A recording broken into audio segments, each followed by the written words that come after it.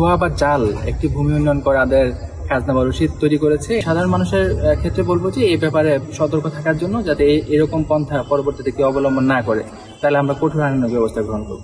লিঙ্কের মাধ্যমে জাল খাজনা কেটে দিয়েছিলেন। লিঙ্কের মাধ্যমে তাদের 300 টাকা দিলে তারা এটা কাইটে দেয়, এটা বস্তা পাঠাই দিই করছে, সেটাই সারে ধরে বসে। যারা এগুলো বানায় তাদের নাম্বার দিয়ে দেবো, ওইখান থেকে আপনার তদন্ত করলে পাবে। হয়তো ঢাকার হইতে পারে। আমার নাম রাফেল, ভাঙা টাউন 4 নম্বর ওয়ার্ড করেছি।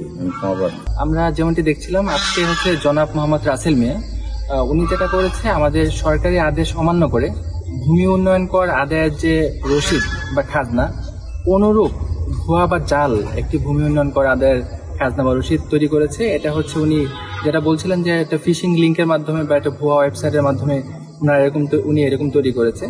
এবং ওনাকে জিজ্ঞাসাবাদে যেটা দেখা গেছে যে ওনার সাথে হয়তো বা আরও কেউ জড়িত থাকতে পারে। উনি তাদের ফোন নাম্বার এবং তাদের তথ্য দিয়েছেন। আশা করি আইন শৃঙ্খলা রক্ষাকারী বাহিনী তদন্ত করে দেখবে।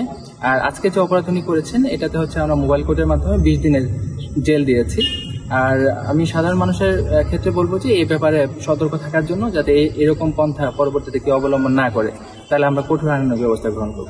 সরকারি যে ওয়েবসাইটটা আছে, সেই ওয়েবসাইটেই আসলে নিজে থেকেই কম্পিউটারের মাধ্যমে বা মোবাইল ফাইন্যান্সিয়াল সার্ভিস যেগুলো আছে সেগুলোর মাধ্যমে কিন্তু ভূমি উন্নয়ন কর আদায় করতে পারে। অথবা তারা যদি আমাদের যে ইউনিয়ন ভূমি অফিসগুলো আছে সেখানেও যদি যায়, তাহলেও কিন্তু ভূমি উন্নয়ন কর আদায় করা যায়। তো এরকম কোনো চক্রের সাহায্য না নেওয়ার জন্য আমি অনুরোধ করবো আসলে তাদের।